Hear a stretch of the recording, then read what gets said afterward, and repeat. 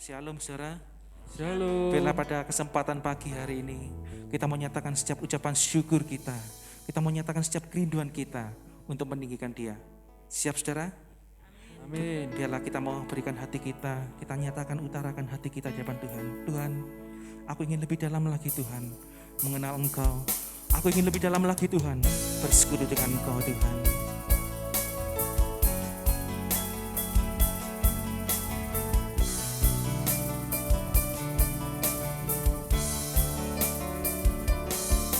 Ini kerinduan hati kami Tuhan. Terima kasih.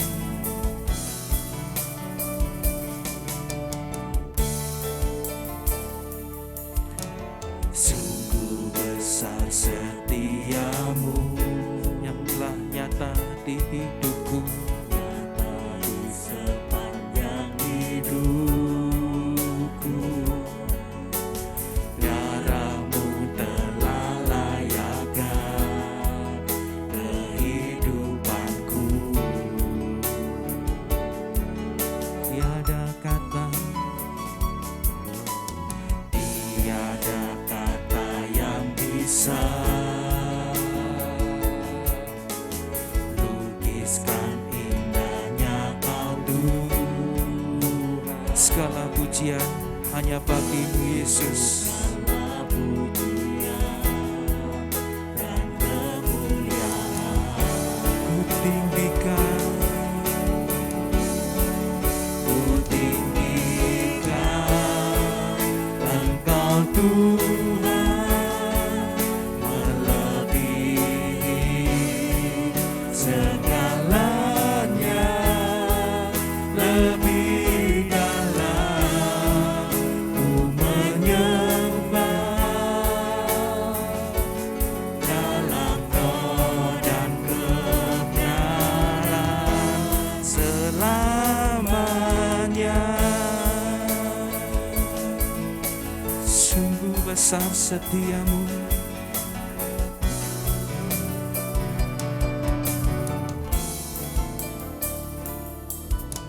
sungguh besar setiamu, nyata di sepanjang hidupku. Darahmu telah layakkan kehidupanku. Amin. Terima kasih Tuhan. Tiada kata yang bisa lukiskan indahnya Kau Tuhan. Bagi-Mu segala pujian dan kemuliaan. Kami tinggikan nama-Mu Tuhan. Ku tinggikan Engkau Tuhan dari segalanya. Segalanya lebih dalam ku menyembah dalam roh dan kebenaran. Ku tinggikan Engkau Tuhan, melebihi segalanya, lebih dalam ku menyembah dalam roh dan kebenaran selamanya. Biar sidang jemaat sendiri mau katakan, sungguh besar setiamu Tuhan. Mari nyatakan jawaban Tuhan, sungguh besar. Sungguh besar setiamu. Amin. Nyata di sepanjang hidupku. Dalam melayakkan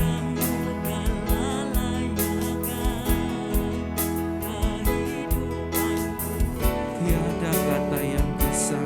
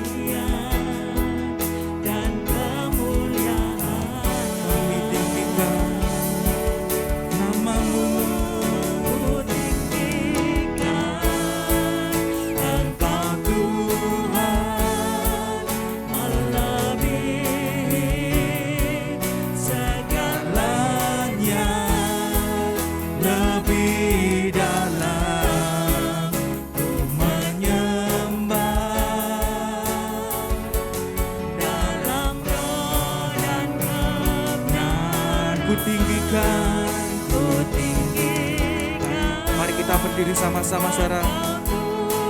Haleluya Yesus. Ini kerinduan hati kami Tuhan, menyembah-Mu.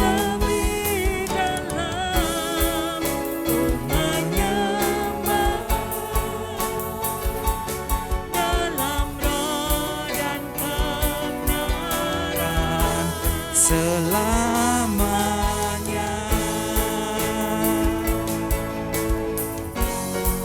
ku tinggikan Engkau Tuhan, melebihi segalanya, lebih dalam ku menyembah dalam roh dan kebenaran. Ku tinggikan Engkau Tuhan. Amin. Ini doa kami Tuhan, ini kerinduan hati kami Tuhan. Dari segalanya kami menyembah-Mu Yesus, dalam roh dan kebenaran.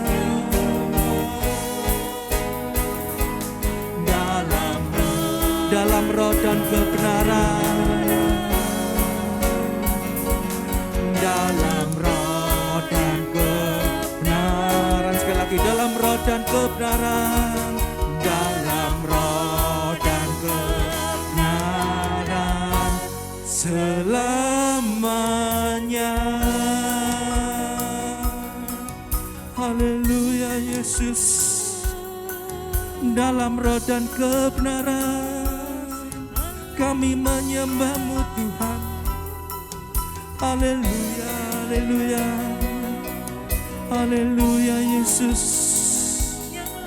Terima kasih Tuhan atas kasih setia-Mu. Terima kasih Yesus. Terima kasih Tuhan atas penyertaan-Mu, atas kasih setia-Mu. Terima kasih Yesus. Terima kasih Tuhan. Terima kasih. Terima kasih. Terima kasih Tuhan. Terima kasih Yesus atas segalanya yang telah kami rasakan. Terpujilah nama-Mu Tuhan di antara segalanya. Terpujilah nama-Mu Yesus. Haleluya. Kami tinggikan, kami muliakan nama-Mu Tuhan dari segalanya. Yesus, Yesus, oh Yesus, haleluya, haleluya, haleluya, terima kasih, terima kasih Tuhan, terima kasih Yesus atas pemeliharaan.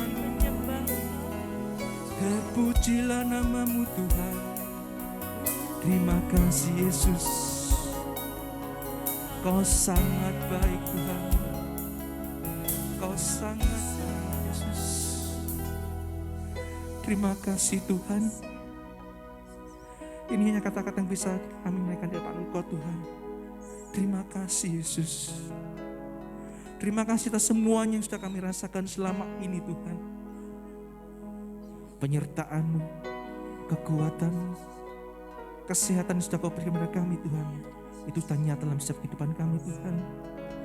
Pengharapan yang baru Tuhan senantiasa menjadi tujuan iman kami Tuhan. Itulah yang senantiasa menguatkan kami melewati hari-hari dan melewati setiap masalah kami Tuhan. Beri kami senantiasa kekuatan. Terlebih beri kami senantiasa kerinduan Tuhan untuk selalu melekat pada Engkau Tuhan. Kami serahkan Tuhan ibadah kami pada pagi hari ini. Terlebih kerinduan kami juga terlebih ucapan syukur kami dapat Engkau Tuhan. Hanya dalam nama Tuhan Yesus Kristus. Amin. Tetap berdiri saudara. Siap memuji nama Tuhan. Amin. Siap memuji nama Tuhan saudara. Amin. Itulah yang kurindukan di hadapan-Mu Tuhan. Satu hal yang kupinta.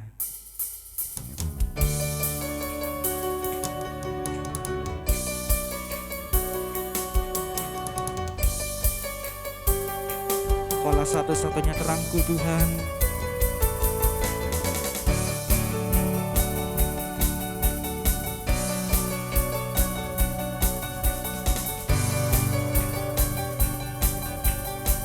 Mari sama-sama kita katakan.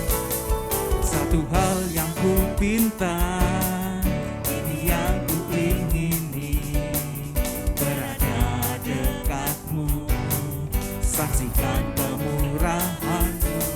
Satu hal yang ku tahu, ini yang ku ingini, menikmati kasih di dalam anugerah-Mu Tuhan.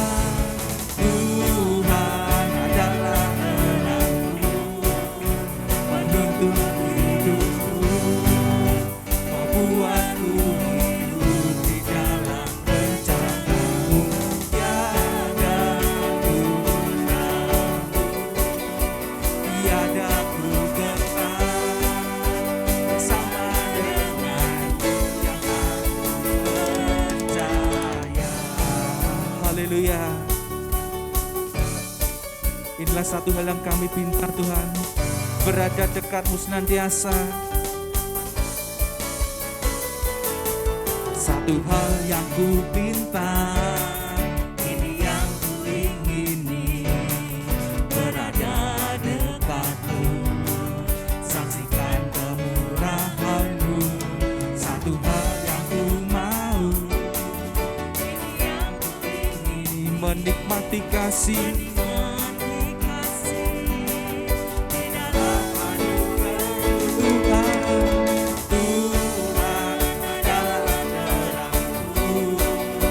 Menuntun hidupku, membuatku hidup di dalam rencana-Mu.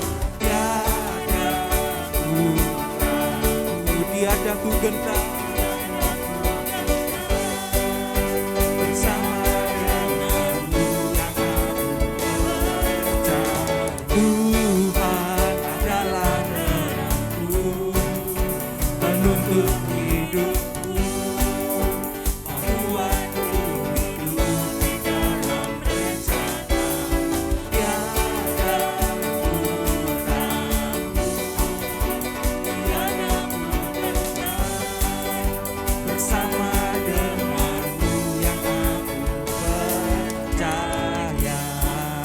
saudara. Apakah saudara yakin bahwa Tuhan kita adalah satu-satunya penuntun hidup kita? Amin saudara. Amin. Kita katakan sama-sama ya. Tuhan adalah terangku, penuntun hidupku.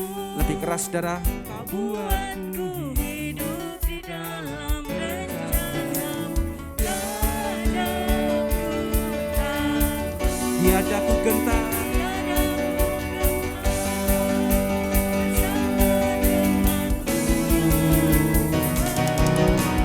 Tuhan adalah terangku, penuntun hidupku, membuatku hidup di dalam rencana-Mu.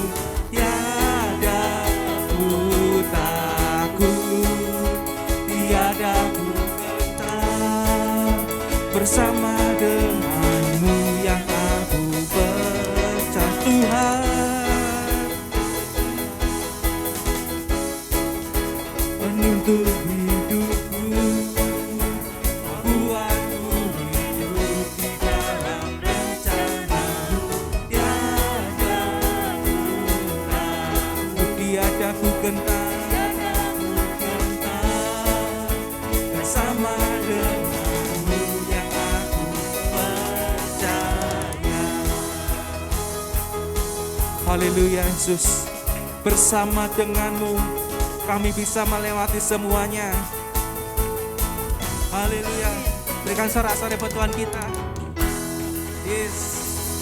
Silakan duduk saudara. Sungguh bersama dengan Tuhan hidup kita dimampukan untuk melewati segala sesuatu. Apalagi kalau saat ini dalam rangka menjelang Paskah. Dengan pengorbanan Tuhan, Dia telah menebus dosa-dosa kita, bahkan telah memulihkan hidup kita. Biarlah pada saat ini kita mau katakan, Tuhan, kami lebih dalam lagi melihat bukti kasih-Mu Tuhan. Karena Engkau telah menderita menggantikan aku Tuhan.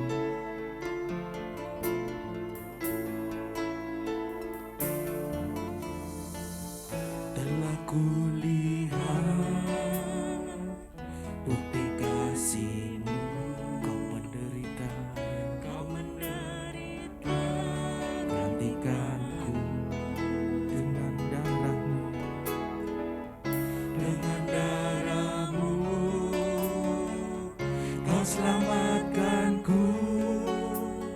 Kini ku hidup menyenangkan-Mu. Telah kulihat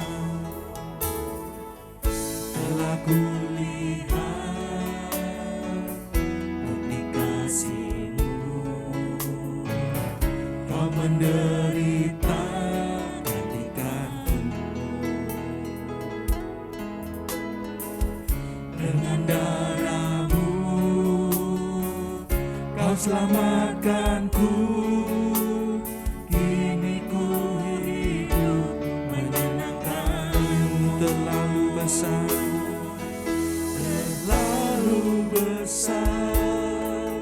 kasih-Mu Bapa, pengorbanan yang Kau berikan bagiku.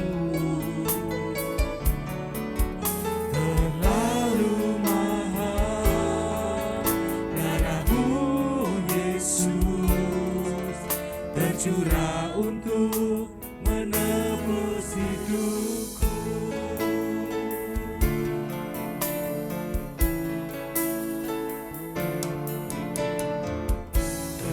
Kulihat bukti kasih-Mu, Kau menderita gantikanku. Dengan darah-Mu, dengan darah-Mu Kau selamatkanku. Kini ku hidup menyenangkan-Mu. Terlalu besar, terlalu besar kasih-Mu Bapa, pengorbanan yang Kau berikan bagiku. Terlalu mahal, terlalu mahal darah-Mu Yesus, tercurah untuk menebus hidupku. Terlalu besar,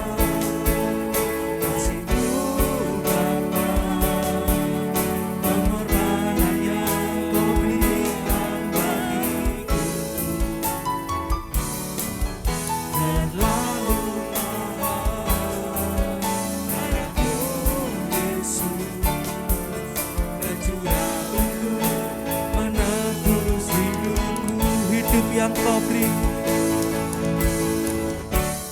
hidup yang Kau berikan bagiku. Selamatkan dan pulihkanku lebih dari segalanya. Terlalu besar kasih-Mu Bapa. Mari kita berdiri sama-sama saudara. Berikan bagiku.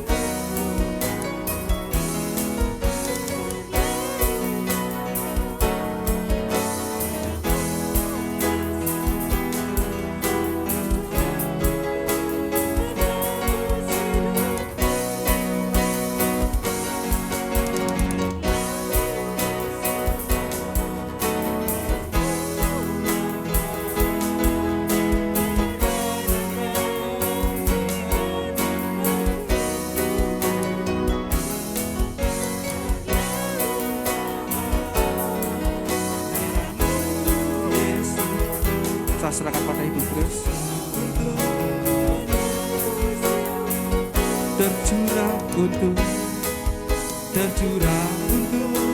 menebus hidupku, tercurah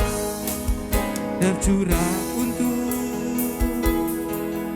menebus hidupku.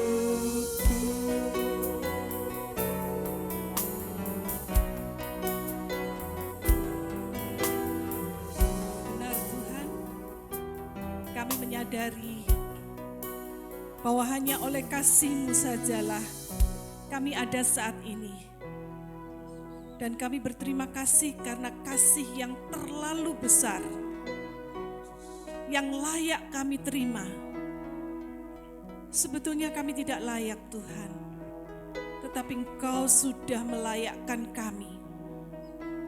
Karena kasih-Mu yang menyelamatkan hidup kami dari hukuman dosa.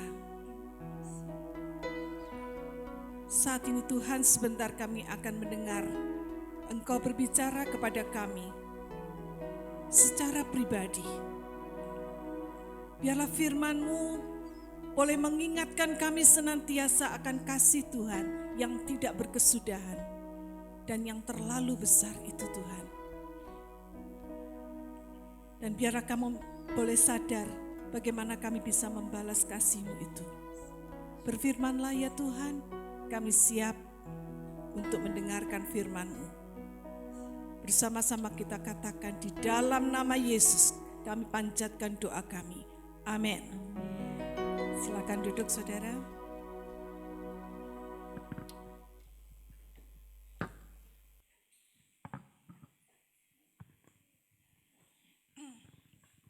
Shalom, selamat pagi. Hari-hari ini kita setiap hari ya, hampir setiap hari kita mendengarkan berita tentang siapa saudara? Ada yang bisa menebak? Ya. Maaf. Ada yang bisa nebak? Hari ini kita sering kali mendengarkan baik dari surat kabar, dari TV, sosial media, manapun ya, memberitakan tentang pemecatan Dr. Terawan. Ya, saudara. Banyak perdebatan antara yang pro dan yang kontra. Ada yang pro kepada Dr. Terawan, tapi ada juga yang pro kepada ID, lembaga yang sudah memecat Dr. Terawan. Nah, saudara, tapi menurut saya, lebih banyak mana? Yang membela Dr. Terawan atau yang membela ID? Ada yang bisa menjawab? Kira-kira menurut saudara lebih banyak yang membela Dr. Terawan atau yang membela ID? Kalau saya pribadi, saya membela Dr. Terawan. Banyak orang yang membela Dr. Terawan. Kenapa? Karena sudah jelas perjuangannya. Sudah jelas apa yang dia lakukan dan menolong banyak orang. Dia mendapatkan banyak tanda jasa. Dia mendapatkan pujian dan penghargaan baik dari dalam negeri maupun luar negeri. Dan itu sebabnya ketika Dr. Terawan dipecat, banyak orang bersuara, protes. Kenapa orang sebaik ini, orang yang jenius menemukan banyak hal-hal baru yang mungkin dokter luar negeri pun tidak bisa menemukan, tapi dia bisa. Kenapa kok harus dipecat? Dia banyak berjasa, bahkan dia pernah menjadi Menteri Kesehatan dan seterusnya dan seterusnya. Saudara, pertanyaannya kenapa ada orang-orang yang membenci orang-orang baik? Nah, ini yang seringkali menjadi pertanyaan kita. Kita ingat dulu kasusnya Ahok juga seperti itu ya. Ketika dia dengan tegas, dia ingin membasmi korupsi dan membela negara. Justru keadaan ini dipolitisasi oleh sebagian orang.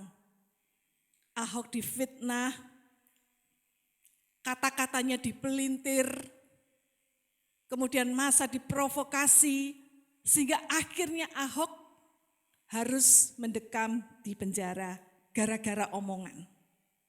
Mereka ingin membungkam Ahok dan mereka memakai kedok agama untuk menarik simpati massa. Saudara, tahukah saudara, hal yang sama pernah terjadi 2000 tahun yang lampau. Orang benar dikriminalisasi oleh orang jahat. Seorang pejuang kemanusiaan yang rela berkorban hidupnya bahkan sampai mati karena dia memperjuangkan kebaikan, tapi justru orang ini menjadi bulan-bulanan. Sehingga akhirnya dia ditangkap, dia diadili, dan kemudian dia dihukum mati. Siapakah dia? Yesus. Ya, dalam bulan ini kita akan memperingati kematian dan kebangkitannya. Dia bukan hanya seorang pejuang kemanusiaan, tetapi dia adalah penyelamat umat manusia. Suatu hal yang sangat-sangat mengerikan ya. Orang yang baik, Yesus, dia sering menyembuhkan orang sakit. Dia sering menolong orang-orang yang tertawan oleh kuasa-kuasa kegelapan. Bahkan dia pernah membangkitkan orang mati. Tetapi justru Yesus ini yang mengajarkan ajaran-ajaran yang berbeda dengan yang pernah diajarkan oleh ahli-ahli agama. Orang sebaik ini justru yang menjadi mangsa dari orang-orang jahat. Orang-orang Farisi, orang Saduki, ahli-ahli agama, mereka enggak suka. Kenapa Yesus sekarang punya banyak pengikut, sedangkan orang yang dulu menjadi pengikutku sekarang pergi meninggalkan aku dan mengikut Yesus. Mereka iri dan mereka ingin agar Yesus ditangkap. Dan mereka bekerja sama dengan pemerintah penjajah saat itu, yaitu pemerintah Romawi, untuk menangkap, mengadili, dan memberikan hukuman mati kepada Yesus. Saudara, Yesus tahu persekongkolan mereka. Yesus tahu bahwa sebentar lagi dia akan ditangkap, dia akan diadili, dan dia akan dianiaya. Yesus tahu bahwa waktunya di dunia ini sudah tidak lama lagi. Dan dia harus segera menyelesaikan visinya datang ke dunia. Yaitu menebus orang-orang supaya mereka tidak binasa. Tapi mendapatkan kesempatan untuk masuk ke dalam hidup yang kekal. Masuk ke dalam surga. Tanpa itu, tidak ada satu orang pun yang bisa masuk ke dalam surga. Oleh sebab itu Yesus menetapkan hatinya, dia harus datang ke dunia untuk menebus dosa manusia. Dan itu sebabnya, karena Yesus tahu bahwa dia sebentar lagi akan ditangkap dan diadili. Itu sebabnya Yesus memberitahukan kepada murid-murid, agar mereka bersiap, agar mereka kuat ketika hal itu terjadi. Namun sayang, perkataan Yesus ini tidak digubris oleh murid-muridnya ya. Mungkin dianggap angin lalu, bahkan Petrus sebagai ketua kelompok murid-murid ketika mendengar Yesus mengatakan bahwa waktunya sudah dekat dan dia akan meninggalkan dunia ini. Petrus memarahi Yesus. Dan itu sebabnya, saudara, Yesus seolah-olah perkataan Yesus ini dianggap sebagai sesuatu hal yang gak pantas, gak boleh terjadi. Saudara, ketika orang membicarakan tentang kematiannya, seringkali banyak orang tidak bisa menerima hal ini. Ya mereka mengatakan itu tabu, kamu gak boleh ngomong tentang kematian. Ya itu tabu bagi sebagian besar orang. Saudara, kalau orang Jawa mengatakan itu ngalup ya. Namun ada seorang perempuan, dia adalah pengikut Yesus, dia adalah sahabat Yesus. Ketika mendengar Yesus mengatakan bahwa waktunya sebentar lagi, dia tidak akan lama lagi di dunia. Perempuan ini dia percaya dan menyimpan dalam hatinya Siapakah dia? Mari kita baca kisahnya. Di dalam Matius pasal yang ke-26, ayat yang ke-6 sampai ayat yang ke-13.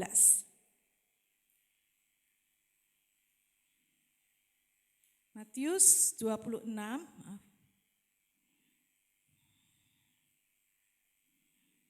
ayat 6 sampai ayat yang ke-13 ya, saya akan bacakan. Ketika Yesus berada di Betania di rumah Simon si kusta, datanglah seorang perempuan kepadanya membawa sebuah buli-buli pualam berisi minyak wangi yang mahal. Minyak itu dicurahkannya ke atas kepala Yesus yang sedang duduk makan. Ayat 8, silakan saudara membaca.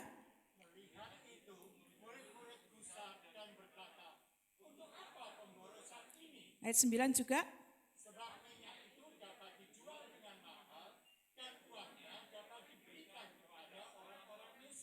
Tetapi Yesus mengetahui pikiran mereka lalu berkata, "Mengapa kamu menyusahkan perempuan ini? Sebab ia telah melakukan suatu perbuatan yang baik kepadaku. Karena orang-orang miskin selalu ada padamu, tetapi aku tidak akan selalu bersama-sama kamu. Sebab dengan mencurahkan minyak itu ke tubuhku, ia membuat persiapan untuk penguburanku. Aku berkata kepadamu, sesungguhnya di mana saja Injil ini diberitakan di seluruh dunia, apa yang dilakukannya ini akan disebut juga untuk mengingat dia." Siapa perempuan ini, saudara? Di dalam Injil Matius tidak disebutkan namanya. Tetapi kalau saudara belajar Injil sinoptik ya, itu ada sinoptik itu Injil yang sejajar, yang sama ya, hanya ditulis oleh orang yang berbeda. Ada Matius, Markus, dan Lukas. Kemudian ada Injil Yohanes. Dan apa yang ditulis oleh Matius pasal yang ke-26 ini juga ditulis oleh Injil Markus. Ya, pasal yang ke-14 ayat 3 sampai 9. Dan ada juga di dalam Injil Lukas, tetapi ini bukan peristiwa yang sama. Tapi yang ditulis oleh Yohanes pasal yang ke-12 ayat 1 sampai 8. Nah, ini peristiwa yang sama ya. Saya akan bacakan juga di sini, dikatakan Yohanes 12 ayat 1. 6 hari sebelum Paskah, Yesus datang ke Betania, tempat tinggal Lazarus yang dibangkitkan Yesus dari antara orang mati. Di situ diadakan perjamuan untuk dia dan Marta melayani. Sedang salah seorang yang turut makan dengan Yesus adalah Lazarus. Maka Maria mengambil setengah kati minyak narwas murni yang mahal harganya. Siapa dia ternyata? Perempuan ini. Dia adalah Maria. Maria saudaranya Marta.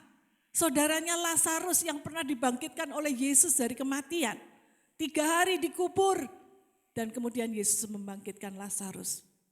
Nah, jadi kita tahu bahwa ketika Yesus datang ke Betania, yaitu kotanya Maria, Marta dan Lazarus, di rumah Simon si kusta.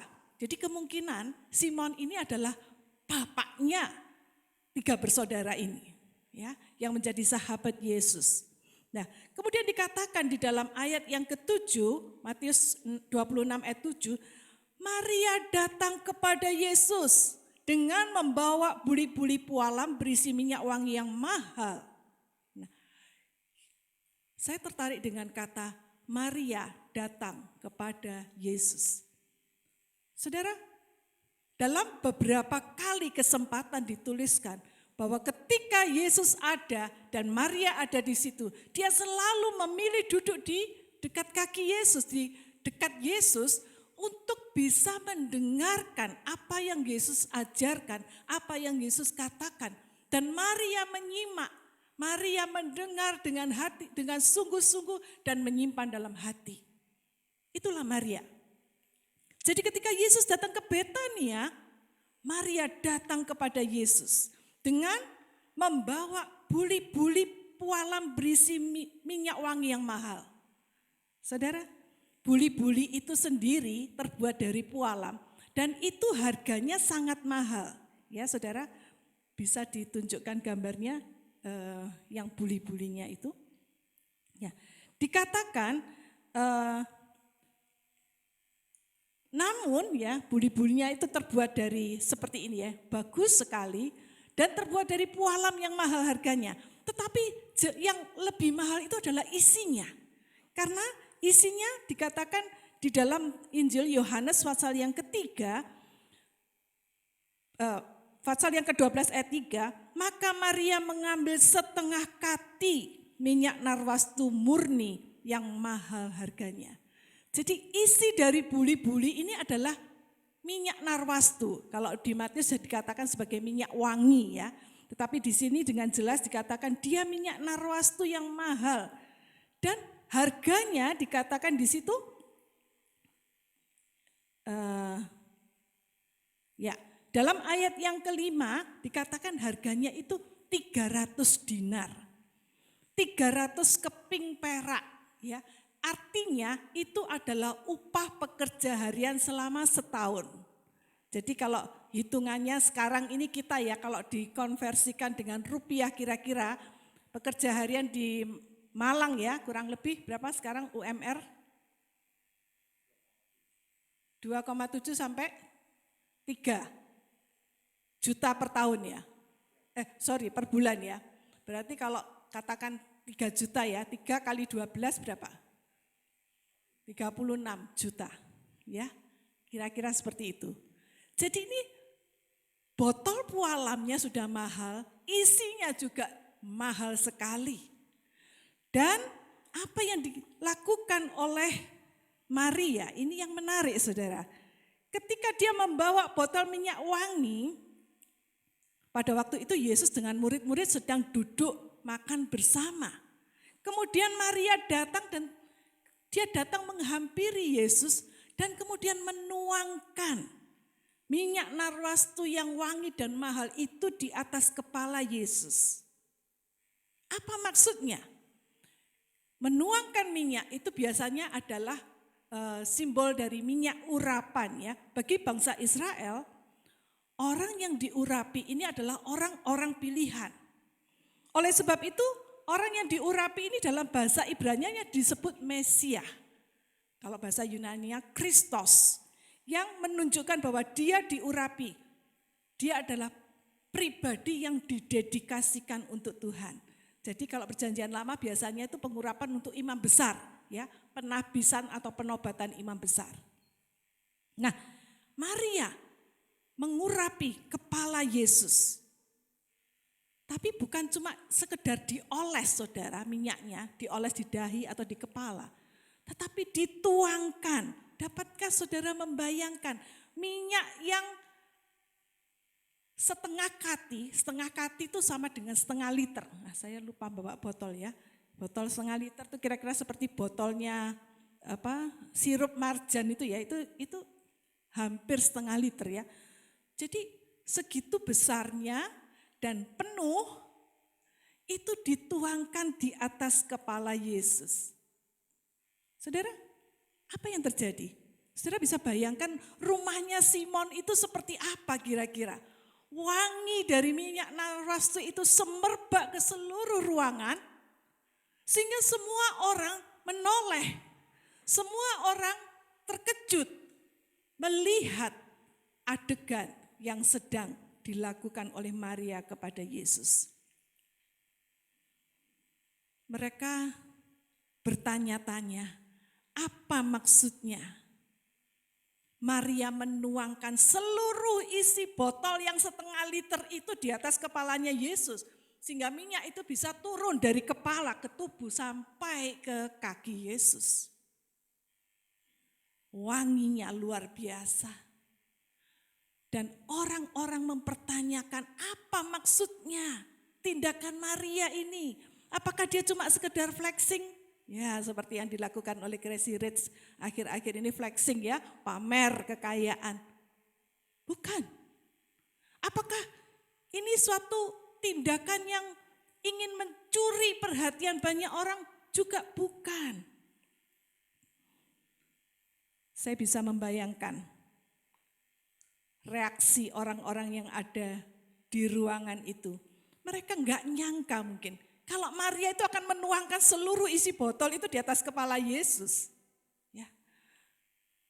Saudara bisa tebak orang pertama siapa yang memprotes tindakan Maria?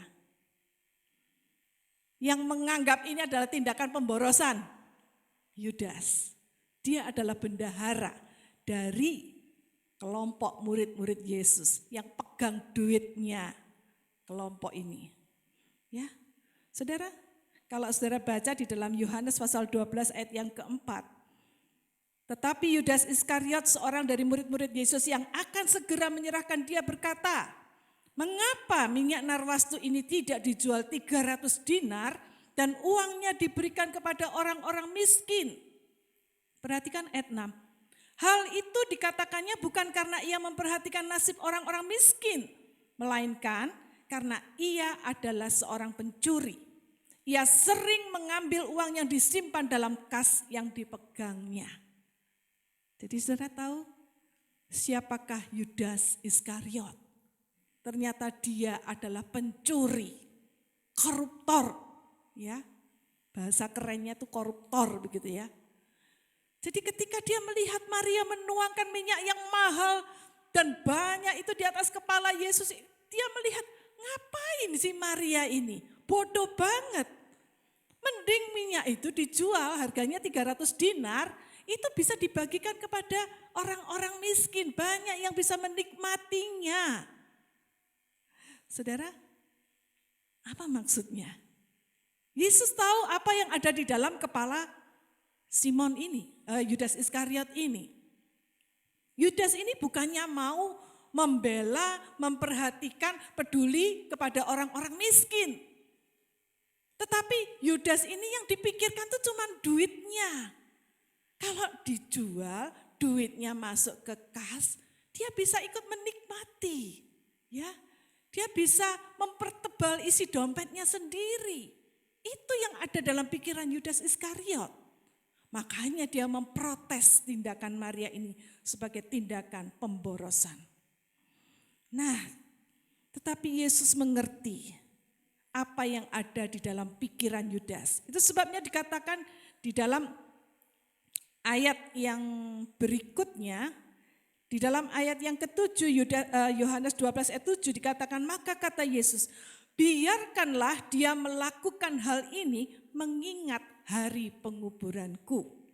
Karena orang-orang miskin selalu ada padamu, tetapi aku tidak akan selalu ada pada kamu. Jadi Yesus ingin mengatakan, orang miskin itu ada padamu setiap waktu. Kalau kamu mau peduli sama mereka, kamu bisa lakukan setiap saat.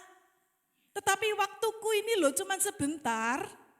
Sebentar lagi aku akan pergi meninggalkan kamu. Dan wanita ini sudah menunjukkan kepeduliannya, kasihnya, pengorbanan yang besar untuk aku.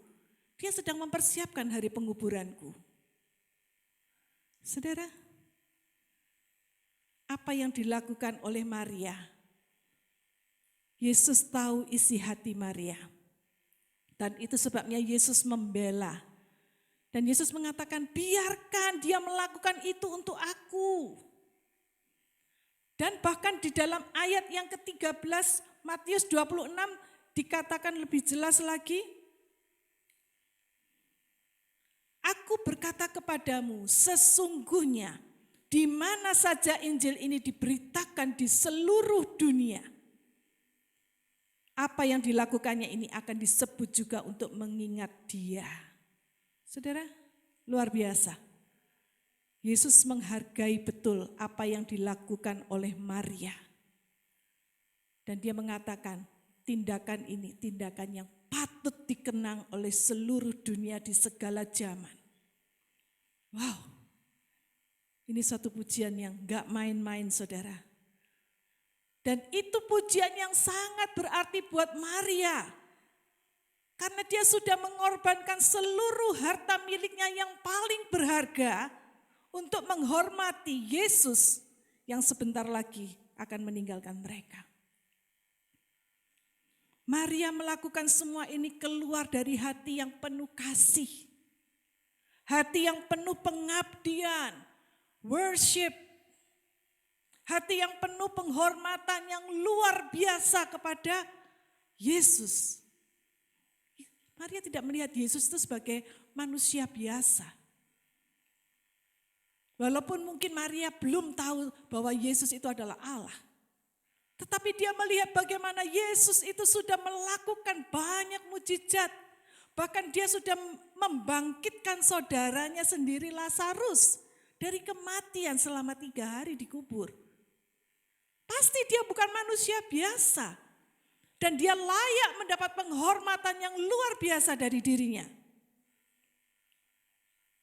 Saat murid-murid melihat tindakan Maria itu sebagai pemborosan, sebagai hal yang sia-sia, Yesus melihat tindakan Maria ini sebagai hal yang indah dan patut dikenang.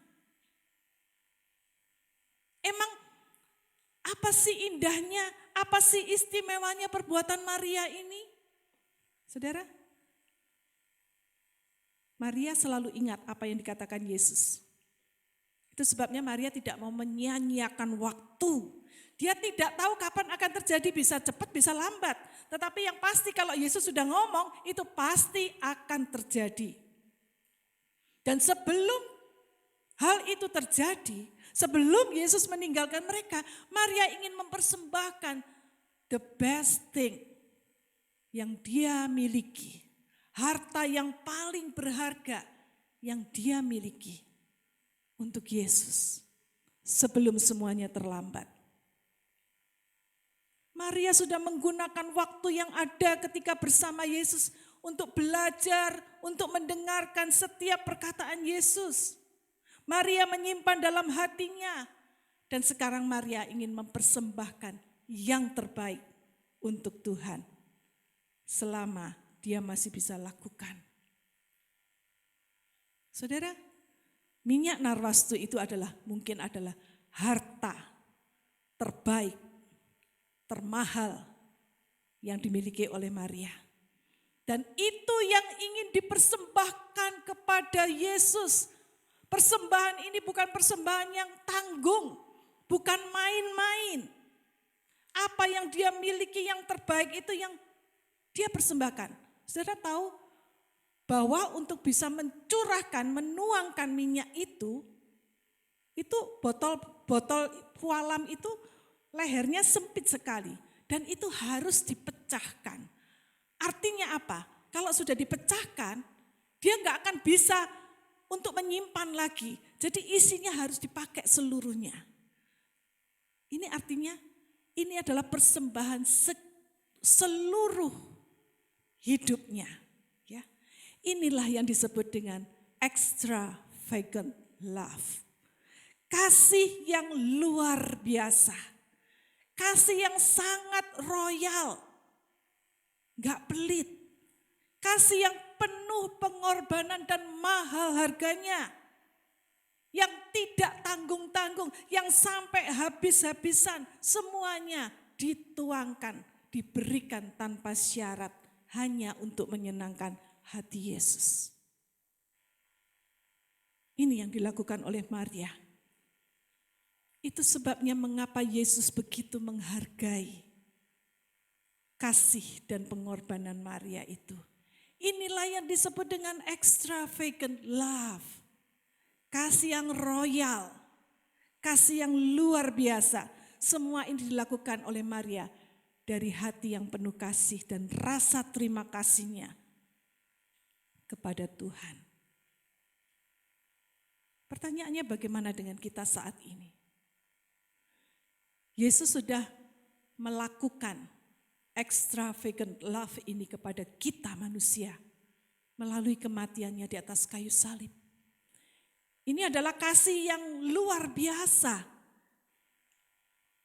Mati untuk orang yang berdosa.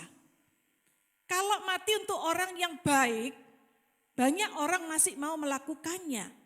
Seperti Dr. Terawan dibela oleh banyak orang. Tapi mati untuk orang berdosa, orang yang membenci, yang melawan dia, nah itu bukan hal yang gampang sama sekali. Ya, saya tertarik dengan kutipan ini, quotes ya. God's love is so extravagant and so inexplicable that He loved us before we were us. Artinya, kasih Allah itu sangat royal dan luar biasa, tidak bisa dijelaskan dengan kata-kata. Dia mengasihi kita sebelum kita ada. Bahkan dikatakan, Dia tahu bahwa kita ini akan menolak Dia, kita akan membenci Dia, kita akan memfitnah Dia, kita akan memberontak kepada Dia. Namun Dia tetap memilih untuk mengasihi kita apa adanya. Dia tetap memilih. Ini pilihan. Ini bukan soal rasa.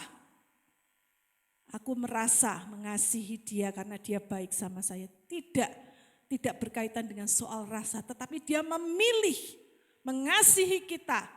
Walaupun, ya, kasih yang walaupun, ini kasih yang penuh pengorbanan. Walaupun dia membenci aku tetap mengasihi dia. Walaupun dia memberontak, dia memfitnah, dia mukul dari belakang, aku tetap mengasihi dia. Ini adalah kasih yang extravagant, yang di luar rasio manusia, di luar kebiasaan. Itu sebabnya Yesus mau mati di atas kayu salib. Kasih yang luar biasa yang Yesus tunjukkan.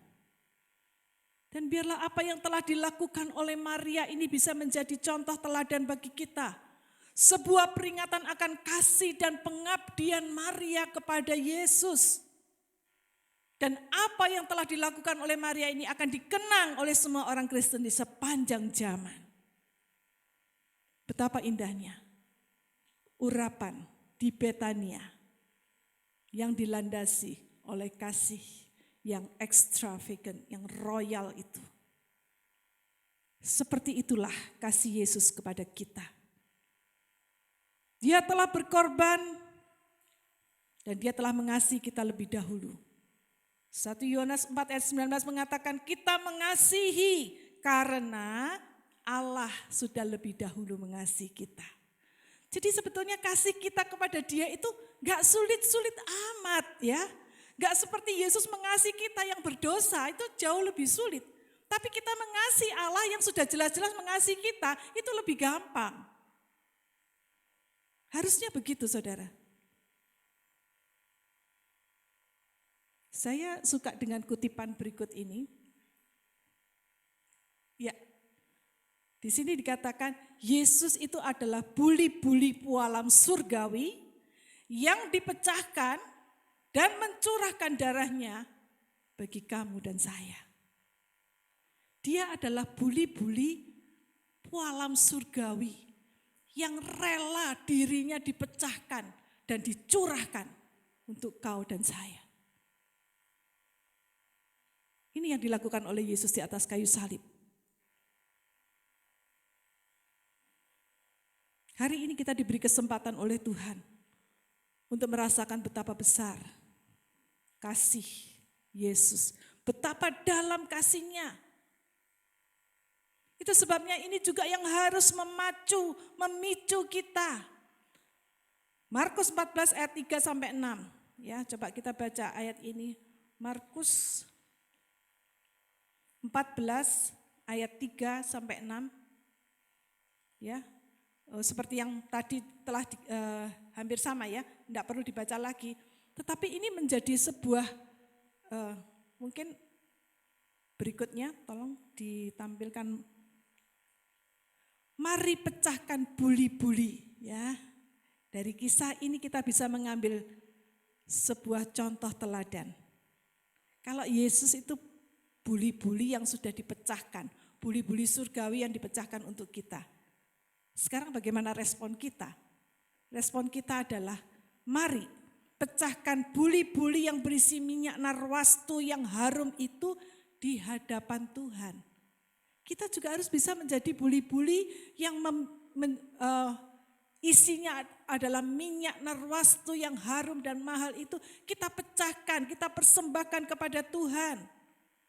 Mari kita berikan yang terbaik bagi pekerjaan Tuhan di saat masih ada waktu dan kesempatan di dalam kehidupan ini untuk kita memberikan yang terbaik bagi Tuhan. Ini yang dikatakan. Itu sebabnya, saudara, kita nggak mungkin bisa membalas kasih Tuhan yang luar biasa, yang extravagant itu. Tetapi kita bisa mempersembahkan kasih kita dengan ketulusan hati kita, dengan iman kita, kita berikan yang terbaik untuk Tuhan. Sementara musik dan pelayan perjamuan kudus mempersiapkan diri, mari kita melihat, merenungkan kembali. Terlalu besar kasih Tuhan itu. Untuk bisa kita pahami, untuk bisa kita rasakan. Dia sudah mencurahkan darahnya, nyawanya untuk menebus dosa kita. Marilah kita merenungkan apa yang bisa kita lakukan untuk membalas kasih Tuhan ini.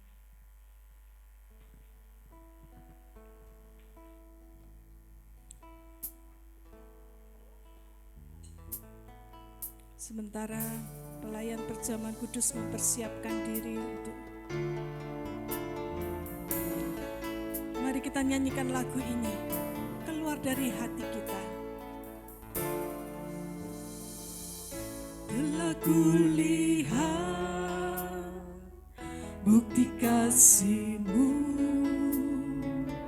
Kau menderita gantikanku. Dengan darah-Mu Kau selamatkanku. Kini ku hidup menyenangkan-Mu. Telah kulihat bukti kasih-Mu, Kau menderita gantikanku. Dengan darah-Mu Kau selamatkanku. Sementara melayankan mereka, kini ku hidup menyenangkan-Mu. Katakan terlalu besar Tuhan, terlalu besar kasih-Mu Yesus. Pengorbanan yang Kau berikan bagiku terlalu mahal. Darah-Mu Yesus tercurah untuk menebus hidupku.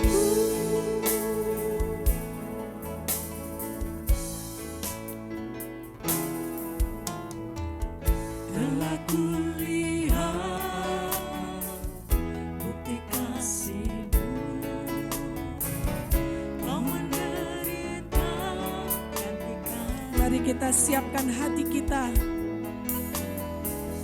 Dengan darah-Mu rasakan betapa besar kasih Tuhan yang sudah dicurahkan bagi saudara dan saya.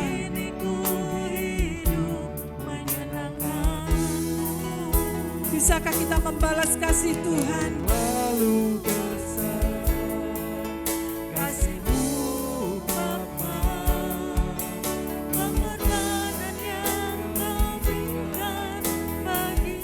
Terlalu mahal darah Yesus yang dicurahkan untuk kita.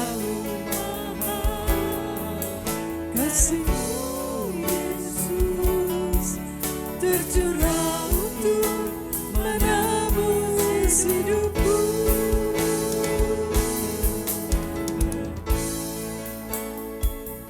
Sebesar apapun kasih yang kita berikan kepada Tuhan, itu tidak akan bisa mengalahkan besarnya kasih Tuhan kepada kita. Namun Tuhan melihat sampai kedalaman hati kita. Dan sebagaimana Dia senang dan menghargai persembahan dan pengorbanan Maria Demikian juga Dia akan senang ketika kita memberikan yang terbaik, yang berharga dari diri kita untuk Dia. Persembahan yang terbaik adalah persembahan tubuh kita sebagai persembahan yang hidup, yang kudus, dan yang berkenan kepada Allah. Berikan yang terbaik, saudara. Sebelum kita tidak mampu berbuat apa-apa lagi, berikan waktumu, hartamu, tenagamu, pikiranmu, talentamu untuk bisa menyenangkan hati Tuhan selagi bisa dan selagi sempat. Hidup adalah kesempatan. Kalau kita tidak menggunakan kesempatan ini dengan benar, maka dia akan berlalu dan tidak akan kembali lagi. Lakukan sekarang sebelum terlambat.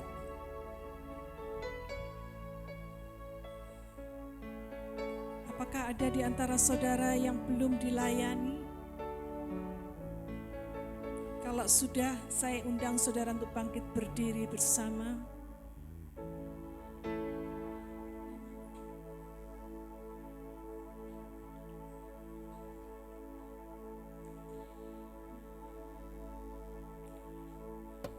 Jemaat yang dikasihi Tuhan, saat ini kita diundang datang dalam persekutuan meja perjamuan Tuhan. Marilah kita menyucikan hati dan pikiran kita sambil mengarahkannya kepada Tuhan Yesus. Tuhan Yesus pernah berkata, "Akulah roti hidup. Barang siapa percaya kepadaku, dia tidak akan lapar lagi. Dan barang siapa percaya kepadaku, dia tidak akan haus lagi." Dan pada malam sebelum ia diserahkan, dia mengambil roti. Mari kita angkat roti kita, tangan kanan kita. Dan sesudah itu ia mengucap syukur atasnya, lalu memecah-mecahkannya. Dan berkata, "Inilah tubuhku yang diserahkan bagi kamu. Perbuatlah ini menjadi peringatan akan aku." Bukankah roti yang kita pecah-pecahkan ini adalah persekutuan dengan tubuh Kristus? Amin. Mari kita makan bersama dalam iman.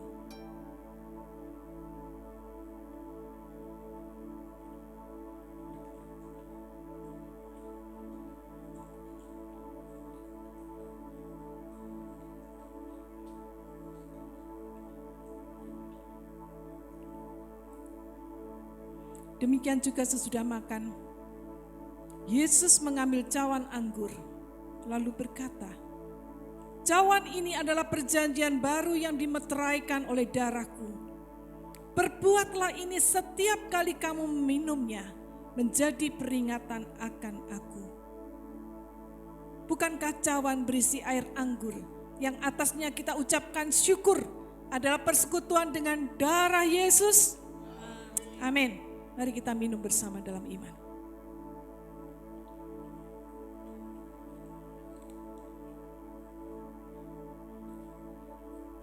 Tuhan mengatakan, sebab setiap kali kita makan roti dan minum cawan ini, kita memberitakan kematian Tuhan sampai Ia datang kedua kalinya. Biarlah kasih Tuhan yang sangat royal dan luar biasa ini menjadi bagian dari hidup kita, sehingga kita pun bisa memberikan kasih yang royal kepada Tuhan. Berikan hidupmu, berikan seluruhnya, tuangkan untuk Yesus. Haleluya, haleluya, syukur.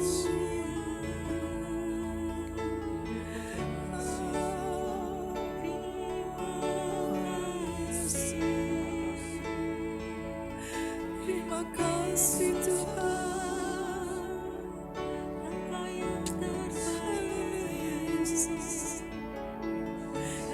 persembahan kami Tuhan.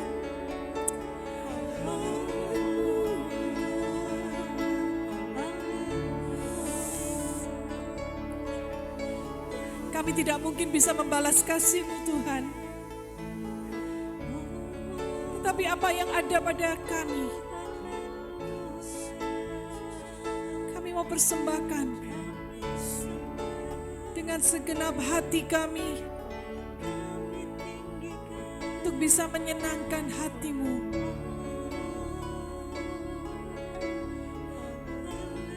Selama masih ada kesempatan,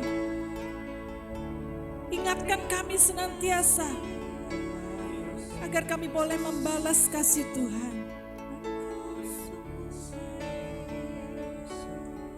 Terima kasih Tuhan. Terima kasih Yesusku. Terima kasih untuk pengorbanan-Mu. Di dalam nama Tuhan Yesus, kami berdoa dan mengucap syukur. Setiap kita katakan, amin. Silakan duduk saudara.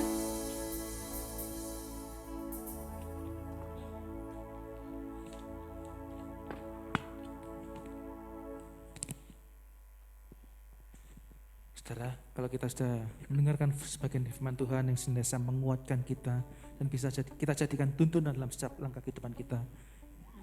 Pada saat ini kita juga akan memberikan persembahan. Apa yang sudah berikan pada kita dari Tuhan, kita juga memberikan persembahan kita untuk pelayanan Tuhan tempat ini. Dan juga bagi saudara atau jemaat yang rindu ingin memberikan persepuluhan tempat ini, kami sudah menyediakan amplop persepuluhan di depan pintu masuk yang bisa nanti dilayani oleh rekan-rekan Asyir. Hatiku percaya.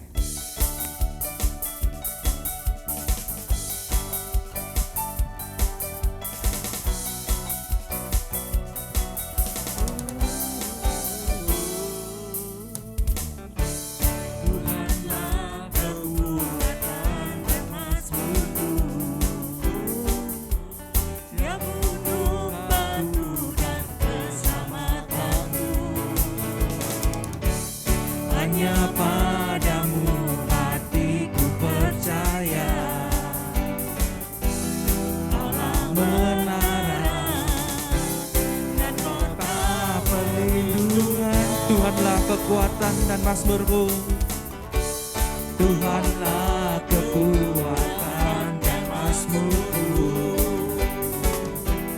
Dia gunung batu dan keselamatanku. Hanya padamu hatiku percaya. Kaulah menara dan kota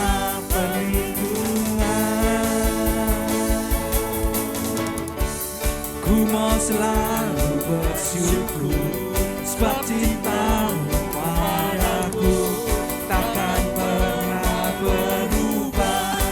Hatiku percaya walau bumi bergoncang, gunung-gunung beranjak, namun kasih setiamu tak pergi dariku. Amin. Kaulah Tuhan kekuatan dan mazmur kami. Mari kita bangkit berdiri sama-sama, saudara.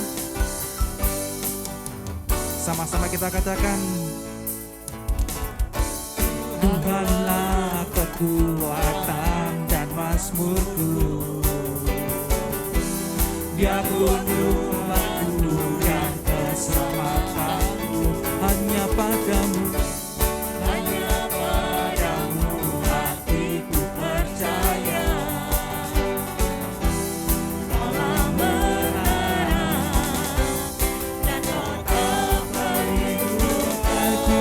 ku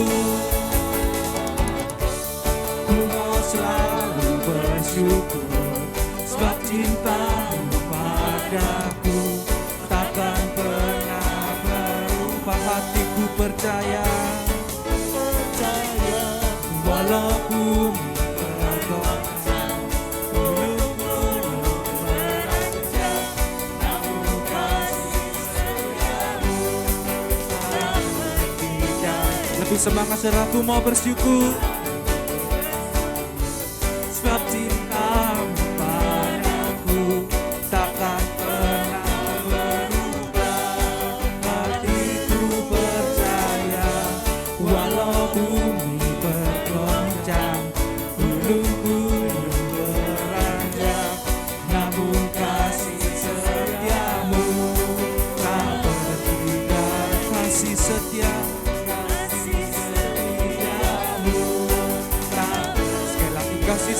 padaku Tuhan, kasih setiamu tak pergi dariku. Haleluya.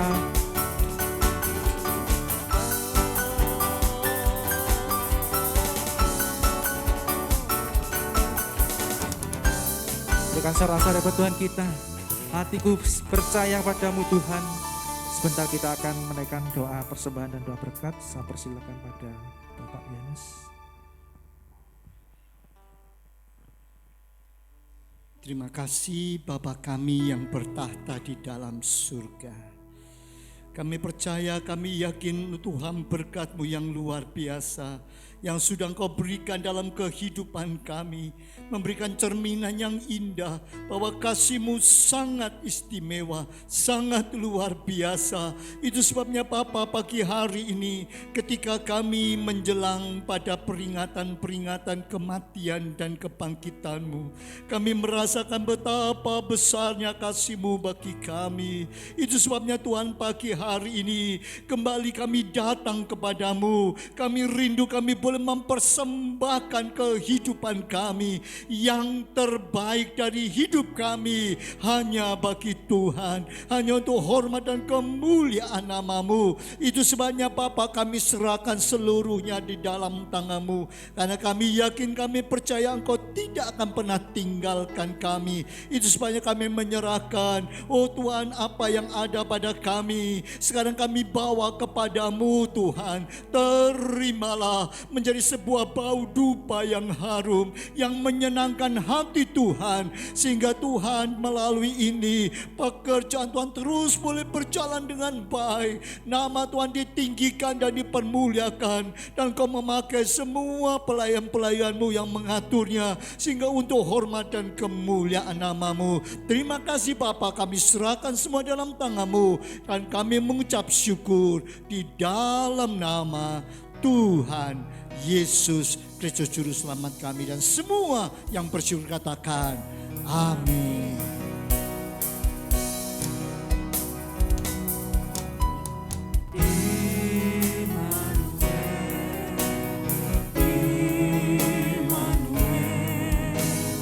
Yang besertaku, Tuhan Allah yang hidup. Immanuel, Immanuel, yang besertaku, Tuhan Allah yang. Arahkanlah hatimu dan tanganmu kepadanya. Pulanglah untuk menerima berkat dan damai sejahtera daripada Allah.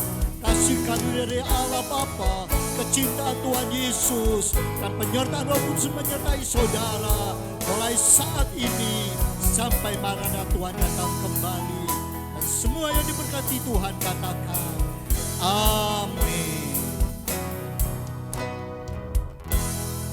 Silakan kita mengambil saat teduh sejenak, merenungkan kebenaran firman Tuhan, dan kita akan melakukannya dalam kehidupan ini, memberikan yang terbaik untuk Tuhan.